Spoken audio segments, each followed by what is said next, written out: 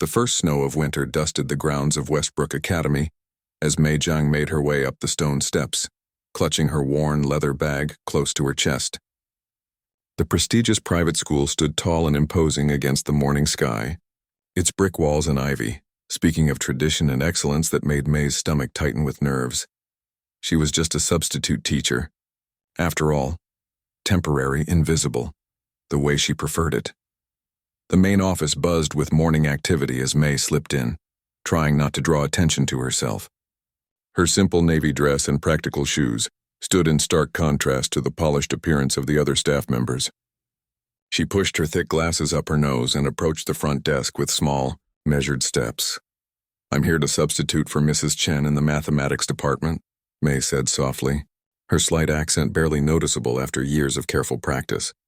The receptionist barely looked up from her computer. "Right, sign here. Your schedule's in the folder. First bell rings in 20 minutes. Mei nodded her thanks and took the folder, studying the school map inside. Westbrook was known throughout the region for its exceptional arts program, particularly music. As she walked the gleaming hallways, the sounds of practice rooms drifted through the air. A violin here, a clarinet there, voices raised in chorus from behind a heavy door. Something inside her stirred at these sounds, an old feeling she quickly pushed down as she had done countless times before. Not today, not ever again. The mathematics classroom was empty and cold when she arrived. Mei methodically arranged her materials on the desk, reviewing Mrs. Chen's lesson plans with careful attention. Numbers were safe, predictable. They didn't expose your soul or demand pieces of you that hurt to give. Her first few classes passed without incident. She guided students through equations and formulas with quiet competence, neither friendly nor stern, simply there. The students largely ignored her, as substitute teachers were often ignored. This was comfort to Mei, to exist in a space without being truly seen. When lunchtime arrived, Mei hesitated outside the teacher's lounge. These moments were always the hardest, the social dance she never quite mastered. But the winter chill made eating outside impractical. So she took a deep breath and pushed open the door. Inside, small groups of teachers huddled around tables, conversation flowing easily among longtime colleagues. Mei found an empty spot at the corner table and unwrapped her simple lunch, a thermos of homemade soup and half a sandwich. She ate quietly, eyes down, occasionally glancing at her phone, though there were rarely any messages to check. "You must be covering for Li Ann," said a voice, startling Mei from her thoughts. A man in his 50s with kind eyes and slightly rumpled clothes stood beside her table, coffee mug in hand. The ID badge clipped to his sweater identified him as Robert Walsh, Social Studies. "Yes," Mei replied with a polite nod. "Just for this week while she recovers. Mind if I join you?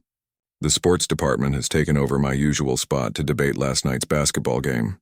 He smiled, gestures warm and open. "Of course," Mei said, though her shoulders tensed slightly at the prospect of conversation. Robert settled across from her, seemingly comfortable with silence as he sipped his coffee. After a moment, he gestured toward the windows. "First snow always throws everyone into a tizzy here. You'd think these kids had never seen a snowflake before." Despite herself, Mei smiled. Through the windows, students were indeed darting about the courtyard, some attempting to gather enough snow for tiny snowballs despite the meager dusting. "I grew up in northern China," Mei offered, surprising herself. The first snow usually came in October and stayed until April. "Now that's proper winter," Robert chuckled. "I spent a year teaching in Harbin once. The ice festival there was something else." Before Mei could respond, the lounge door burst open, and a tall woman with silver-streaked hair strode in, her presence immediately commanding the room. "It's an absolute disaster," she announced to no one in particular. "Just got the call from Hartford Hospital. Benjamin's wrist is definitely broken and there's nerve damage. He won't be playing piano for at least 3 months, possibly longer." The teachers around her made sympathetic noises, but Mei could sense the undercurrent of panic in the room. Robert leaned toward Mei. "That's Victoria Harrington, head of the music department. Benjamin was the accompanist for just about everything musical that happens here." Victoria continued, now addressing the room more directly. "The showcase is in 6 weeks. 6 weeks. Every music student in this school is counting on having accompaniment for their college audition pieces. Not to mention the winter concert next month. Can't we hire someone temporary?" asked a younger teacher from another table. Victoria rolled her eyes dramatically. On our budget? At this time of year when every decent pianist is already booked for holiday performances, I've already called every contact I have. The conversation swirled around scheduling conflicts and potential solutions, most deemed impossible before they were fully articulated. Me kept her eyes down, focusing on her soup, willing herself to stay quiet. This wasn't her problem. She was temporary, passing through, invisible. What about recorded accompaniment? Suggested someone. Absolutely not, Victoria said firmly. These are serious music students preparing for conservatory auditions. They need a responsive accompanist who can adjust to their playing, not some canned background track. May's spoon clinked against her thermos as her hand trembled slightly. The familiar tightness returned to her chest, the one that had been her constant companion during those years when... No. She wouldn't think about that. But the students. Young musicians with dreams. Dreams that might slip away without proper support for their auditions. May remembered what that felt like. The hopes, the fears, the hours of practice. I could help, May said, her voice so quiet it was almost lost in the ongoing debate. But Robert heard her. Sorry, what did you say? Conversations died down as heads turned toward their corner table. May felt heat rising to her cheeks as Victoria's sharp eyes found her. And you are? Victoria asked, one eyebrow raised. Mei Zhang. I'm substituting for Mrs. Chen this week, she explained, wishing she could disappear into her chair. I play piano a little. I could help if needed. Victoria's assessment was swift and unimpressed as she took in May's plain appearance, hunched shoulders and obvious discomfort at being the center of attention. That's very kind, Victoria said in a tone that suggested it was anything but. But we're talking about advanced repertoire here. Conservatory-level pieces. Professional standards, May nodded quickly. Of course.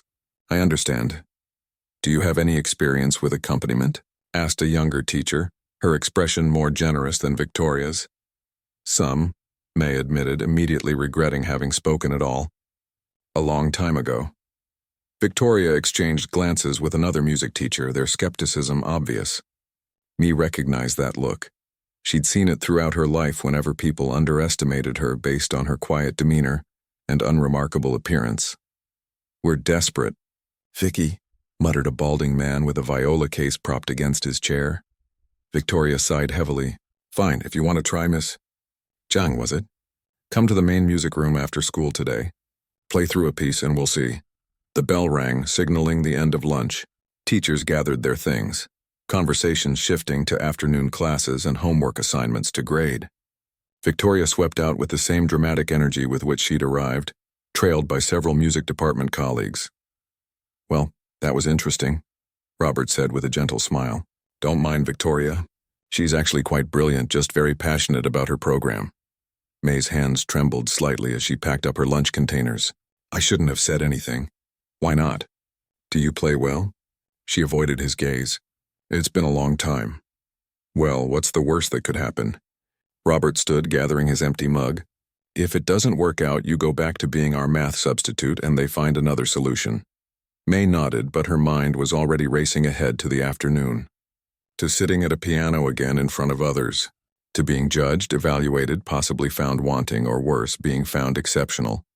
As she walked to her next class, snow began falling more heavily outside the windows. Students pointed excitedly, some teachers looking less thrilled at the prospect of difficult commutes home. But May barely noticed. In her mind, she was already at the piano, fingers hovering over keys she had once known better than the lines of her own palm. For years, she had carefully constructed a life of comfortable invisibility. In one moment of weakness, of empathy for struggling young musicians, she had potentially undone it all. The final bell couldn't come soon enough, and simultaneously, May wished it would never ring at all. The final bell rang, releasing a flood of chattering students into the hallways of Westbrook Academy. May stood at her classroom door, watching them rush past, their energy a stark contrast to the heaviness settling in her chest. The afternoon snow had picked up, coating the grounds in pristine white. Some students pressed their faces to windows, hoping for a snow day tomorrow. May wished for the same, a reprieve from what she'd foolishly volunteered to do. Still planning to face the music department firing squad? Robert appeared beside her, his eyes kind but teasing. May managed a small smile. I don't think I have much choice now. Sure you do. You could develop a sudden headache and go home. I'd cover for you, he offered. But they both knew she wouldn't take the easy way out. The music room is in the east wing, right? She asked, gathering her courage along with her bag. Robert pointed down the hall. End of this corridor, left at the trophy case, then straight through the double doors. You can't miss it.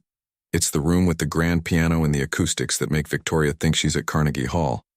May thanked him and set off, each step feeling heavier than the last. The hallways gradually emptied as students headed to after-school activities or home. Her footsteps echoed against the polished floors, keeping time with her racing heartbeat. The trophy case Robert mentioned gleamed under soft lighting, filled with evidence of the school's excellence. May paused, her eyes drawn to the music awards. Regional championships, state honors, even national recognitions. Photos of beaming students holding instruments. The same pride she had once felt. The same dreams burning in their eyes. Through the double doors, the air changed. Something about music departments always felt different.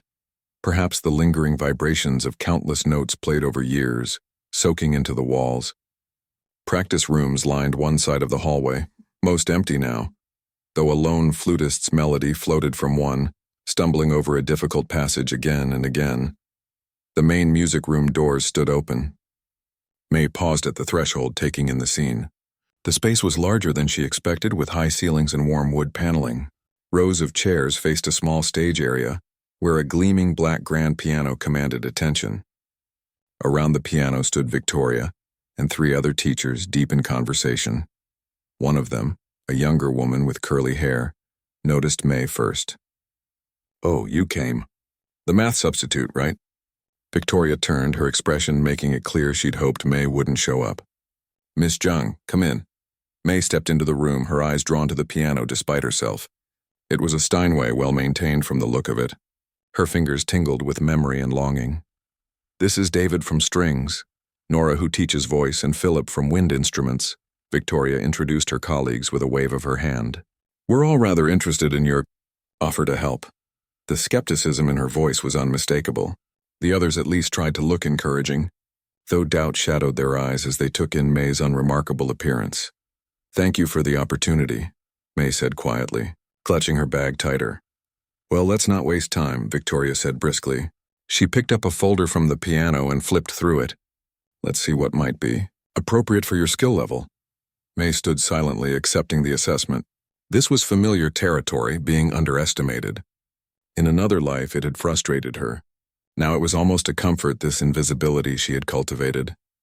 Here, Victoria finally said, pulling out sheet music. Debussy's Clair de Lune.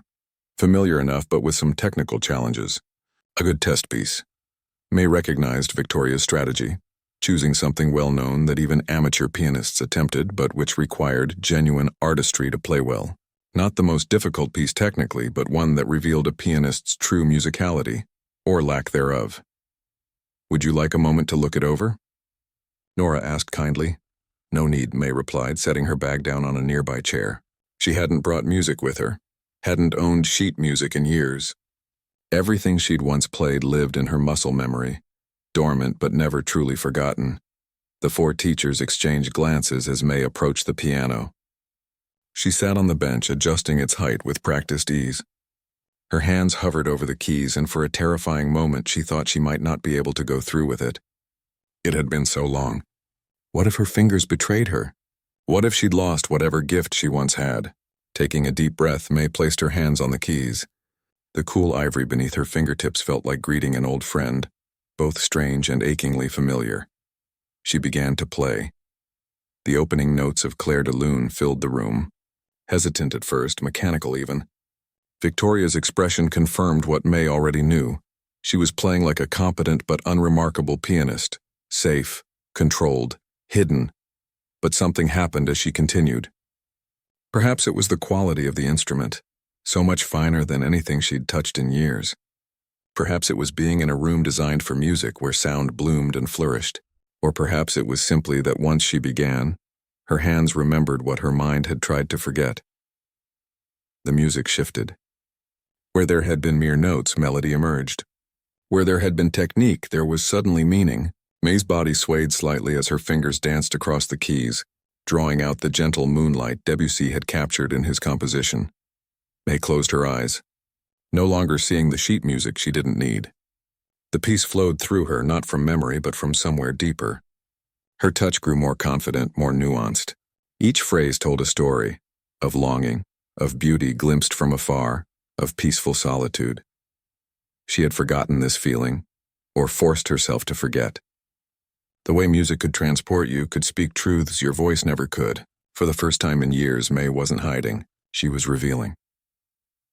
When the final notes faded, May kept her eyes closed for a moment longer, reluctant to break the spell. The silence that followed was absolute. No rustling papers, no whispered comments, just stillness. Finally, she looked up. The four music teachers stood frozen, their expressions transformed. Philip's mouth hung slightly open. Nora's eyes were wide, one hand pressed to her heart. David stared at May as if seeing her for the first time. And Victoria, composed, critical Victoria, looked utterly stunned. "Where?" Victoria finally asked, her voice barely above a whisper. "Did you study?" The question hung in the air. May folded her hands in her lap, reality crashing back. This was exactly what she had feared, not failure but success. Not rejection but recognition. "It doesn't matter," she said softly. "It was a long time ago." Victoria stepped forward, something fierce in her expression. "It absolutely matters. That wasn't just competent playing. That was extraordinary.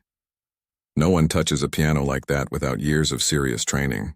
"Shanghai," May admitted reluctantly. "The conservatory." The teachers exchanged meaningful glances.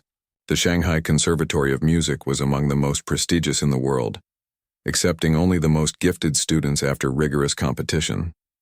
"And you're substituting high school math classes?" David asked incredulously. May stood, suddenly needing distance from the piano. "I needed a change. Music is complicated for me now." "Complicated or not, you're exactly what we need," Victoria declared, her earlier skepticism completely vanished. "The showcase pieces are challenging, certainly, but nothing you can't handle. We rehearse Tuesdays and Thursdays after school, with individual student sessions scheduled throughout the week. I'll get you the full repertoire list tomorrow and we can—" "I didn't agree to all that," May interrupted, her voice surprisingly firm. "I offered to help." "That doesn't mean becoming your new staff accompanist?" Victoria blinked, clearly unused to being contradicted. "But you just demonstrated that you're more than qualified. These students need someone of your caliber."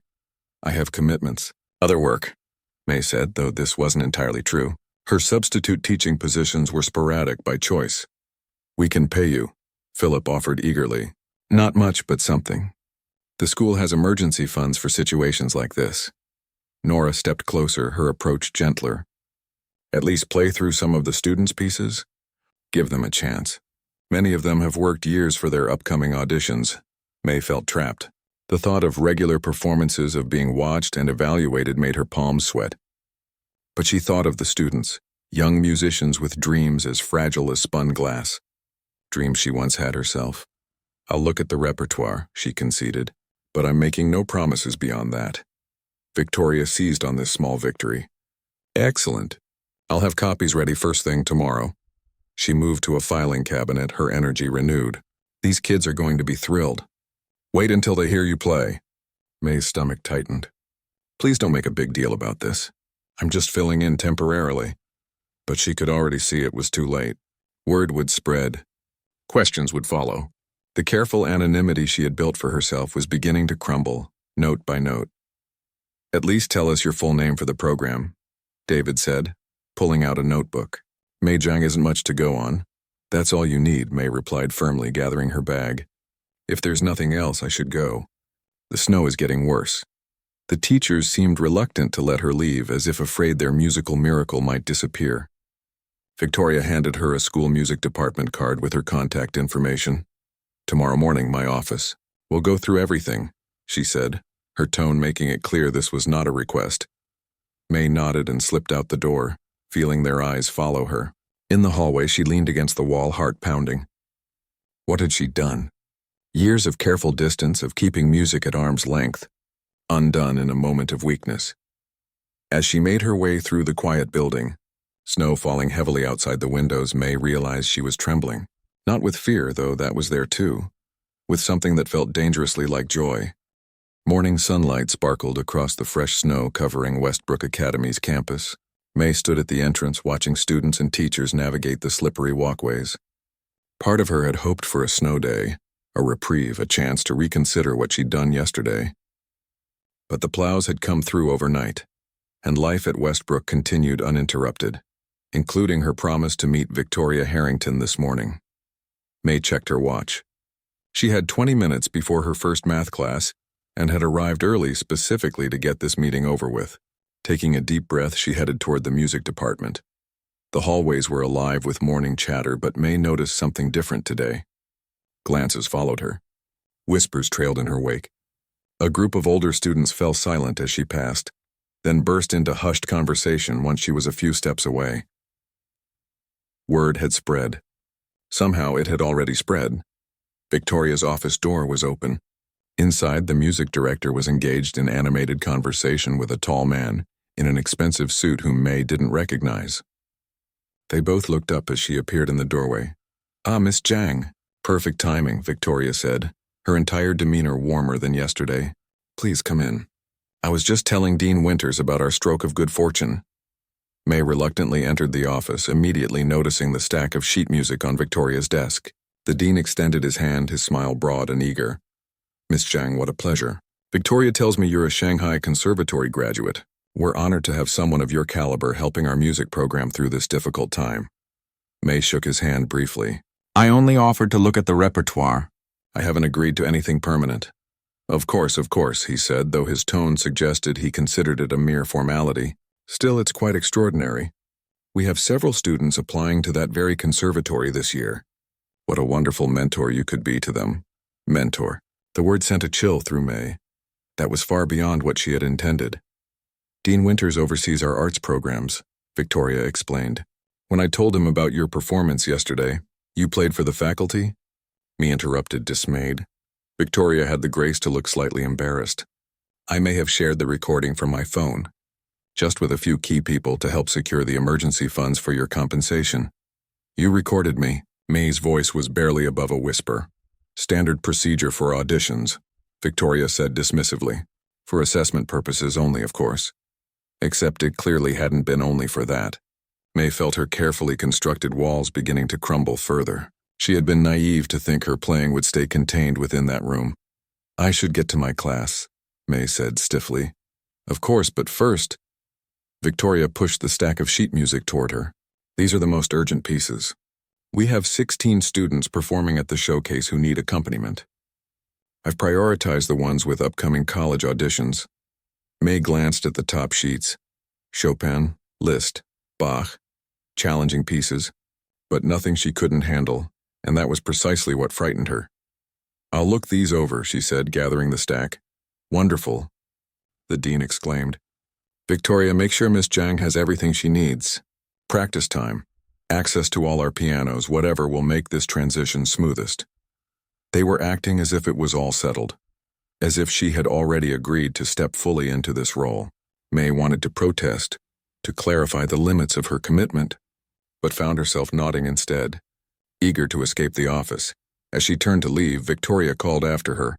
"Oh, and some of the music students have asked if they could sit in during your prep period today. They're quite eager to meet you." May froze in the doorway. "That won't be possible. I need to prepare for my classes." "Tomorrow then," Victoria pressed. "We could arrange a proper introduction." "No need for introductions," May said firmly. "I'll review these pieces and let you know which ones I can help with. That's all." She left before either of them could respond, clutching the music to her chest as she hurried toward her classroom. She felt exposed, as if everyone she passed could suddenly see through her carefully constructed anonymity. The morning dragged on, each math class a blur as May struggled to focus on equations and formulas. Her mind kept drifting to the sheet music in her bag, to the piano in the music room, to the life she had left behind. By lunch, she was exhausted from the effort of appearing normal. She avoided the teacher's lounge, finding a quiet corner of the library instead.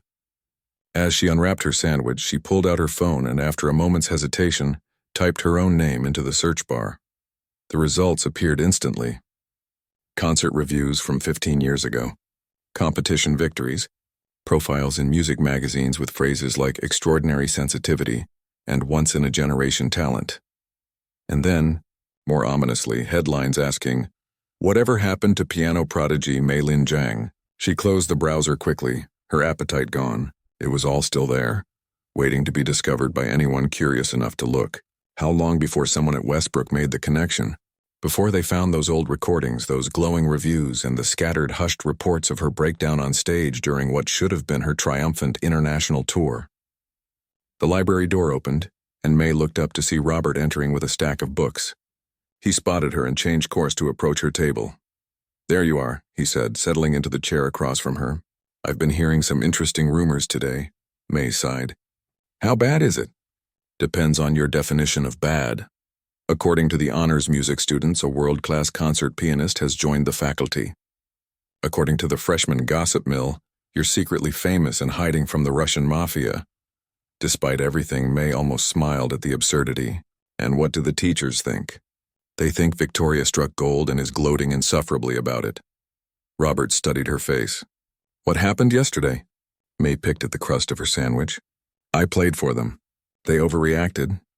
Victoria Harrington doesn't overreact about musical talent. She's brutally honest, sometimes cruelly so.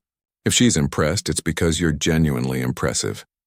May was saved from responding by the library door swinging open again. A group of older students entered, their instrument cases marking them as music department members. One spotted May and nudged the others, their excited whispers carrying across the quiet space. "I need to go," May said, quickly gathering her things. Robert frowned. "You're running, why?" "I'm not running. I have class preparations." "You know," Robert said thoughtfully, "most people would be flattered by this attention, proud of their talent being recognized." May paused, her bag half-packed. "I'm not most people." Clearly. His voice was gentle, without judgment. "Can I ask what you're afraid of?" The question hit too close to home. May finished packing her bag in silence, then stood. "Thank you for your concern, but this is temporary. Once they find a proper accompanist, everything will go back to normal." "And if they don't want to find someone else?" Robert asked. "If you're exactly who they need." May had no answer for that. She nodded goodbye and slipped out of the library, taking a roundabout path to her classroom to avoid the curious students. The afternoon classes passed in the same distracted haze as the morning. When the final bell rang, May stayed in her classroom, door closed, waiting for the hallways to clear. She should go home, forget about the music waiting in her bag, call the substitute agency and request a different assignment next week. Instead, she found herself walking toward the music department as the building quieted. The practice rooms would be full of students now, but the second floor had a smaller studio tucked away at the end of the hall. Victoria had mentioned it was rarely used except for chamber music rehearsals. The room was empty, as May had hoped. A modest upright piano stood against one wall, not the grand in the main room, but serviceable. May locked the door behind her, set her bag down, and took out the sheet music. For the next hour, she lost herself in the pieces Victoria had given her. Her fingers remembered. More than remembered, they rejoiced. Bach's intricate patterns, Chopin's emotional depth, Liszt's technical fireworks all came alive under her touch. She played softly, mindful of being overheard, but with a freedom she hadn't allowed herself in years. So absorbed was she in the music that she didn't notice the shadow that briefly darkened the narrow window in the door, or hear the soft footsteps retreating down the hall. When May finally emerged from the practice room, the sky outside was darkening. The hallways were mostly empty, after-school activities winding down. She walked quickly toward the exit, hoping to leave without further conversation. She was almost at the main doors when a voice called out behind her. "Miss Zhang." May turned to see a young girl, perhaps 16, hurrying toward her. The student had a violin case slung over one shoulder and clutched a folder of sheet music. "I'm sorry to bother you," the girl said, slightly out of breath. "I'm Lily. I play violin. Mrs. Harrington said you might be helping with accompaniment for the showcase." May nodded cautiously. "I'm reviewing the music." "My audition for Juilliard is in 3 weeks," Lily continued, her eyes bright with a mixture of hope and anxiety that May recognized all too well. "I'm playing the Tchaikovsky violin concerto. It's been my dream since I was 7, and our accompanist breaking his wrist has been, well, I've been practicing with recordings, but it's not the same. And breathe, May said gently. Surprised by her own response, Lily inhaled deeply, then continued more calmly. Would you consider working with me? Even just once or twice? Mrs. Harrington said you were from Shanghai Conservatory, and that's even more competitive than Juilliard. May looked at the girl's hopeful face and saw herself 15 years ago. The same dreams, the same passion, the same belief that music could open every door, before pressure and expectations had turned that passion to fear. Before music became something that took rather than gave.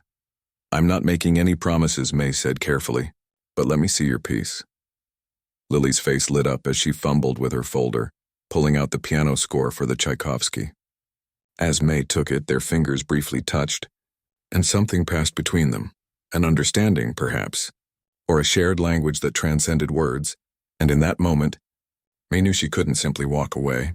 A week passed, then 2. Winter settled fully over Westbrook Academy, the days growing shorter as December approached. And despite her every intention to maintain distance, May found herself drawn deeper into the world she had once fled. It began with Lily and her Tchaikovsky violin concerto. One promised session turned into regular meetings, the girl's raw talent demanding proper nurturing. May found herself offering suggestions about phrasing and emotion that went far beyond simple accompaniment. Again, May said, stopping in the middle of a passage. But this time, think about what Tchaikovsky was feeling when he wrote this. It's not just notes on a page. It's longing, heartbreak, hope.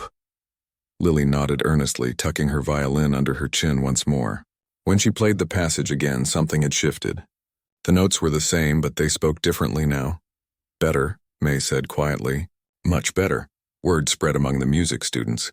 Soon others began appearing at the practice room door during May's free periods, a cellist preparing a Bach suite, a flutist struggling with a modern piece full of difficult rhythms, a nervous soprano with a voice like spun gold but crippling performance anxiety. May helped them all, telling herself it was temporary. Just until they found a permanent replacement for Benjamin, just until the showcase was over, just until winter break, but each day she felt something inside her changing. The joy of music, pure and uncomplicated, as it had been before fame and pressure tainted it, was returning. These students, with their earnest faces and untarnished dreams, reminded her why she had fallen in love with the piano in the first place. The faculty noticed too. Victoria, who had initially viewed May as merely a convenient solution to her accompanist problem, began treating her with something approaching reverence. I've never seen such improvement in the students, she confessed to May after a particularly productive rehearsal with a string quartet. Whatever you're saying to them, it's working. May shrugged, uncomfortable with the praise. They're talented. They just needed someone to listen carefully. But it was more than that. The students didn't know about Meilin Zhang, the prodigy who had disappeared from the concert stage. They knew only Miss Zhang, the quiet substitute who played with such understanding that she made them better merely by accompanying them. Without the weight of her former identity, May found herself relaxing into this new role. The panic that had once gripped her at the thought of performing began to loosen its hold. Until the Tuesday before Thanksgiving break, when everything changed. May was in the teacher's lounge during her lunch period, discussing a student's college audition piece with Victoria, when Robert hurried in looking concerned. May, you might want to see this, he said, holding out his tablet. On the screen was an article from the local newspaper's arts section. The headline made her stomach drop. Piano prodigy Meilin Zhang discovered teaching at local academy. The article was brief but devastating in its accuracy. It outlined her early career, her training in Shanghai, her meteoric rise in the classical music world, and her mysterious disappearance from public performance. It quoted sources at Westbrook Academy, describing her remarkable talent and unexpected appearance as a substitute teacher. Worst of all, it mentioned the upcoming winter showcase, strongly implying that the once famous pianist would be performing. May's hands shook as she handed the tablet back to Robert. Who gave them this information? Victoria looked genuinely distressed. May, I swear it wasn't me. I've been careful not to publicize your involvement, knowing your concerns about privacy. It doesn't matter who it was. May said, her voice hollow. It's done now.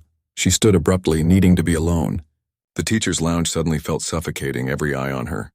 May, wait, Robert called as she headed for the door. It's not necessarily a bad thing. Your students should know who's teaching them. She paused, turning back to face him. You don't understand. Once this gets picked up by music blogs and websites, everyone will know I'm here. The calls will start. The pressure. The questions about why I left, when I'm coming back. Her voice cracked slightly. I can't do it again. She fled the lounge, seeking somewhere quiet to collect herself. The library was full of students studying for pre-Thanksgiving tests. The empty classrooms all had windows facing the hallway, offering no real privacy. Without conscious decision, her feet carried her to the small practice room on the second floor, her sanctuary these past weeks. But as she approached, she heard piano music drifting from inside. Someone was playing, attempting to play one of the Rachmaninoff pieces she had been working on with a senior pianist. The interpretation was technically correct but lifeless, missing all the emotional depth the composer had poured into the work. May paused outside the door, listening. After a moment, the playing stopped and she heard a frustrated sigh. Then the player began again, this time with a different approach, mimicking, May realized with a shock, her own interpretation. The phrasing, the slight rubato in certain passages, even the particular way she voiced the chords. Someone had been listening to her teach. She opened the door quietly. Inside, a young man sat at the piano, his back to her, completely absorbed in the music. May recognized him as Thomas, one of the most gifted pianists in the school, headed for conservatory next year. You're rushing the middle section, she said softly. Thomas jumped, his hands crashing down on a discordant chord as he turned. Miss Zhang? I'm sorry, I was just... It's fine, May said, stepping into the room. But you're missing the heart of the piece. Rachmaninoff wrote this after years of creative silence. It's not just beautiful. It's a rebirth. Thomas looked at her with wonder, as if seeing her for the first time. You're really her, aren't you? Mei Lin Zhang. I saw the article this morning. May sighed, closing the door behind her. I was Mei Lin Zhang, now I'm just May. But why? The question burst from him with the unfiltered curiosity of youth. You were amazing. I found recordings online. Your Chopin was... I've never heard anything like it. May sat on a spare chair in the corner of the room, suddenly tired. It's complicated. Because of what happened in Vienna? Thomas asked, then immediately looked embarrassed. Sorry, I read about it. The panic attack on stage, was that what they called it? May smiled sadly. A panic attack makes it sound so simple. What was it then? May was surprised to find herself wanting to answer. Perhaps it was time someone knew the truth. Imagine loving something so much that it becomes your whole world, she began. Then imagine that world getting smaller and smaller until it's just you and the piano and thousands of eyes watching, waiting for you to make a mistake. Thomas nodded slowly. The pressure, more than pressure. It was like being trapped in a beautiful cage. Each success made the cage smaller. Every perfect performance raised expectations for the next one. Critics, teachers, audiences, they all wanted something from me. More emotion. More technical brilliance. More. She looked down at her hands, remembering. That night in Vienna, I sat at the piano and suddenly I couldn't breathe. Couldn't move. All I could think was that I had forgotten how to play for myself. That I didn't know anymore if I loved music or if I just loved being good at it. So you just quit? Thomas asked, his voice hushed. I broke, May corrected gently. There's a difference. I finished the concert somehow. Muscle memory, I suppose, and the next day I canceled everything. Went back to Shanghai, then eventually came to America where classical music isn't quite so consuming. And you never played again? Professionally, I mean. May shook her head. I couldn't bear it. The thought of being on stage made me physically ill. Still does sometimes. Thomas looked down at the keys, silent for a long moment. That's why you don't want people to know who you are. Why you're just helping with accompaniment, not teaching. Yes. But you're still the best, he said with the certainty of youth. The way you play. It's different from your recordings. More real somehow. May felt a strange warmth at his words. Perhaps because now I play only when I want to, not because I must. The school bell rang, signaling the end of the lunch period. Thomas reluctantly stood, gathering his sheet music. At the door he paused. Will you leave now? Because of the article? It was the question May had been asking herself since seeing the newspaper piece. Her instinct was to run, to disappear again before the attention became overwhelming. But something held her back. The students she'd been working with, the music she'd rediscovered, the small joy she'd found in this unlikely place. "I don't know," she answered honestly. After Thomas left, May remained in the practice room, thinking. By the time her next class was scheduled to begin, she had made a decision. She would finish what she had started, see the students through their showcase, their auditions. Then she would reevaluate. She was so lost in thought that she didn't notice Victoria standing in the doorway until the music director spoke.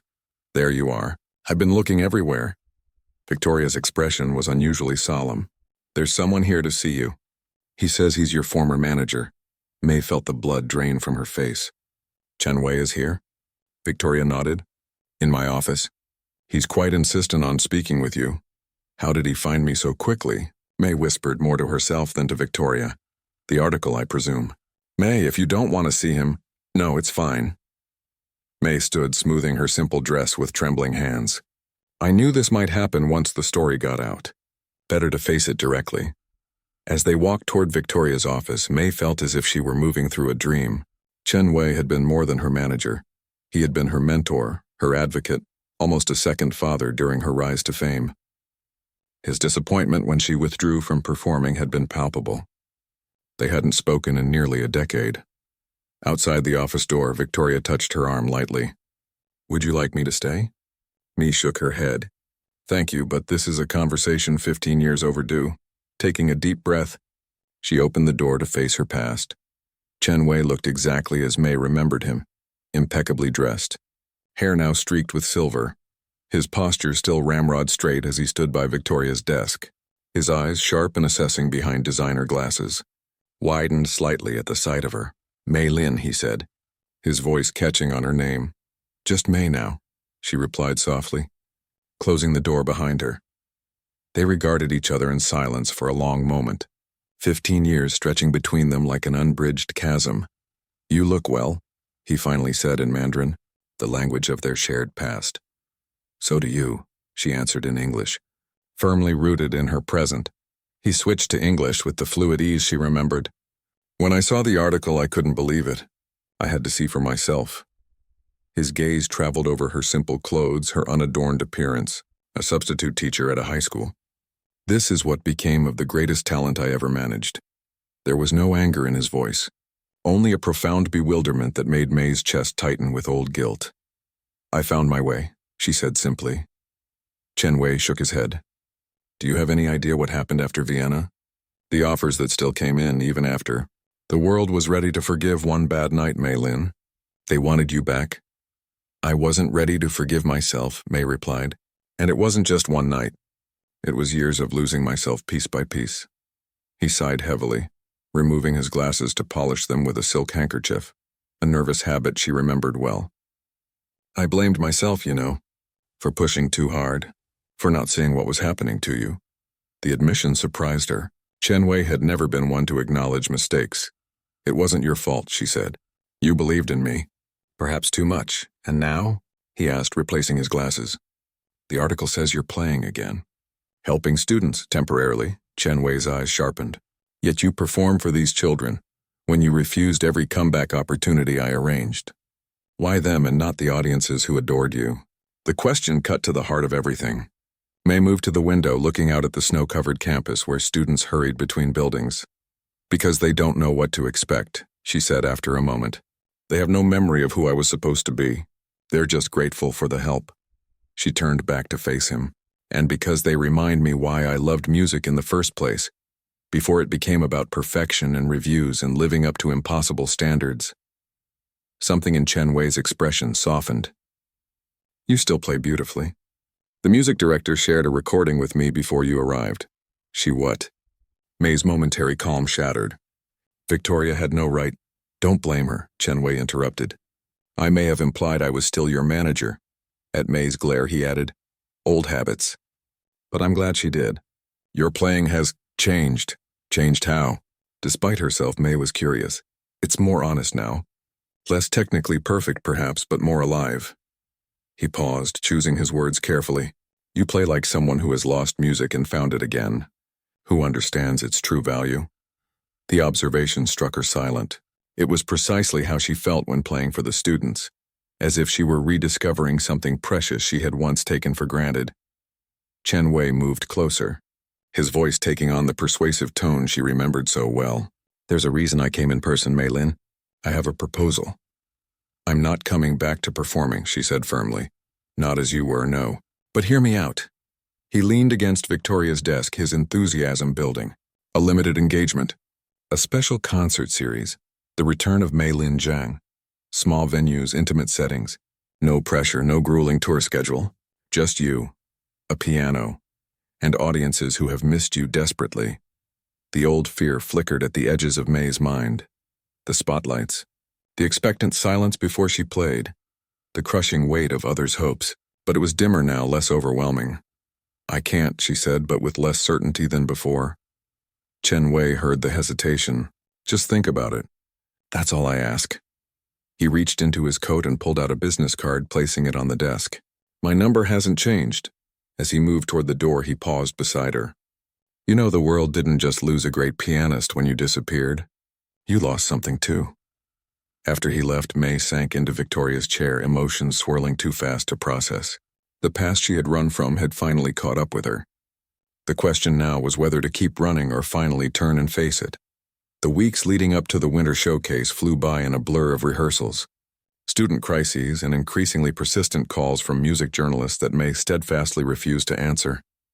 The article about her had indeed been picked up by classical music blogs and websites, creating exactly the buzz she had feared. Yet strangely, within the walls of Westbrook Academy, life continued much as before. The initial excitement among students at discovering a former prodigy in their midst had settled into a respectful appreciation. They still brought her their musical problems, still watched with awe when she demonstrated a passage, but they treated her as Miss Zhang first, the famous Mei Lin Zhang second. They care more about whether you can help them with their audition pieces than what happened in Vienna. Robert observed one afternoon as they watched students setting up chairs for the showcase. Teenagers are remarkably self-centered that way. May smiled despite herself. It's refreshing, actually. The night of the showcase arrived with swirling snow and a packed auditorium. Parents, teachers, students, and May noticed with a flutter of anxiety, several people who looked suspiciously like music critics filled the seats. News of her involvement had clearly spread beyond the initial article. Backstage was controlled chaos. Victoria darted between performers, checking last-minute details and offering stern encouragement. Students in formal attire paced nervously or sat in silent concentration, instruments at the ready. May found a quiet corner to center herself. She would be accompanying 15 different performances tonight, with styles ranging from Baroque to contemporary.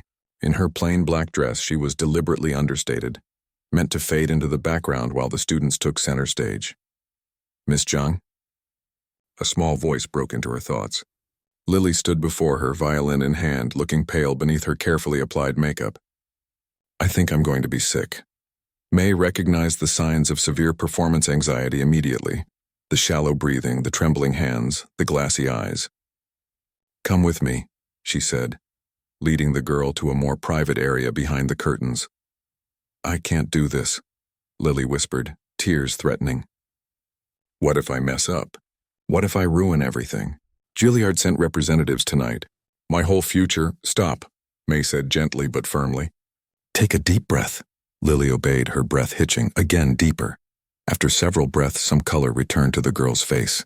Now listen to me, May continued. Do you know why I stopped performing? Lily nodded. You had a breakdown on stage. Everyone knows the story now. Yes, but do you know why it happened? When Lily shook her head, May continued.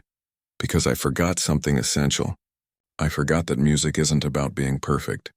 It's about being true. She took Lily's hands in hers, feeling the calluses from countless hours of practice. When you go out there tonight, don't play for Juilliard. Don't play for your parents or your teachers. Play for the music itself. Play for the joy of it. But what if I make a mistake? Lily asked, the fear still evident in her voice. Then you make a mistake, May said simply. And the music continues, just as life does. The only unforgivable error is to play without heart. Something in Lily's expression shifted, a small spark of understanding lighting her eyes. Is that how you play now? For the joy of it? The question caught May off guard. I'm trying to remember how, she admitted. Victoria appeared, clipboard in hand. 5 minutes, Lily. You're third in the program. As Victoria hurried away, Lily took a deep breath and straightened her shoulders. Thank you, Miss Zhang, she said with new determination in her voice. I'll see you out there. The showcase began with polite applause as Victoria welcomed the audience and explained the importance of the evening for the students' futures.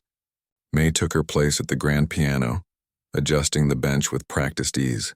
As the first student walked on stage, a young cellist playing Bach, May felt a strange calm settle over her. For the next 2 hours, she became what each student needed, a solid foundation for the nervous ones, a responsive partner for the confident ones, a guiding presence for those who occasionally lost their way. She sensed when to lead and when to follow, when to shine and when to soften. Lily's performance of Tchaikovsky brought tears to eyes throughout the audience. The technical excellence was impressive, but it was the emotional honesty that made it special. A young artist playing not just with skill, but with heart. When they finished to thunderous applause, Lily turned to May with a radiant smile that said more than words ever could. As the evening progressed, May felt something shifting inside her with each piece she played. The familiar joy of music, once buried under layers of fear and expectation, bloomed stronger with every note. This wasn't the pressured perfection of her concert career. This was music in its purest form, shared, alive, connecting souls. The final performer was Thomas, playing Rachmaninoff's Piano Concerto No. 2, a bold choice for a high school student, but one he had the talent to attempt. As he took the stage, he paused beside the piano. With your permission, Miss Zhang, he said quietly, I'd like to change the program slightly. Before May could question him, he turned to the audience. For our final piece, I've asked my teacher to join me in a special performance. Many of you know her as Meilin Zhang, once one of the world's great pianists. Tonight, I'll be accompanying her as she plays Rachmaninoff's Piano Concerto No. 2. A murmur ran through the audience. May froze, panic rising in her throat. Thomas had moved to the smaller piano rolled out for this purpose, leaving the grand for her. Victoria stood in the wings, looking equally shocked but making no move to intervene. I can't, May whispered to Thomas. Not like this. Not unprepared? You've been preparing your whole life, he replied with simple confidence. And you were right about what you told Lily. Music isn't about being perfect. It's about being true, he smiled. Just play for the joy of it, Miss Zhang. We'll be with you. May looked out at the audience, at the students she had coached, the faculty who had welcomed her, the critics poised to document either her triumphant return or her second breakdown.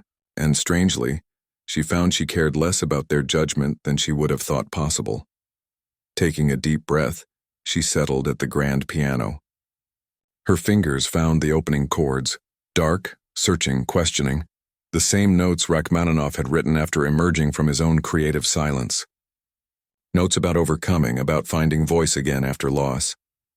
As she played, the years of fear and hiding fell away. There were rough moments, passages where her technique showed signs of long neglect, but there was also a rawness, an honesty that had never been present in her technically perfect performances of the past. When the final triumphant chords faded, the silence that followed seemed to stretch forever. Then the audience erupted. Not just applause, but cheers, people rising to their feet in waves. May barely registered it, still lost in the afterglow of the music itself, in the simple joy of playing not for others' approval, but for her own soul's need. Thomas beamed at her from the second piano. Victoria wiped tears from her eyes in the wings, and somewhere in the back of the auditorium, Chen Wei stood watching, a small, satisfied smile on his face. Later, as students and parents gradually filtered out of the building, May stood alone on the now empty stage. The journey ahead was unclear, perhaps some limited performances as Chen Wei had suggested, certainly more teaching. She wasn't ready to reclaim all of her past identity, but neither was she willing to hide anymore. The door at the back of the auditorium opened, and Robert appeared, making his way down the center aisle. That, he said simply, was something special. May smiled, running her fingers lightly over the piano keys. It felt like coming home. Will you stay? He asked. Victoria's already talking about a permanent position in the music department. May looked out at the empty seats, no longer seeing them as judges, but as witnesses to something authentic and true. I think perhaps I will, she said. At least for a while. Outside, snow continued to fall, covering the campus in a clean blanket of white. A fresh start, a new beginning, one note at a time.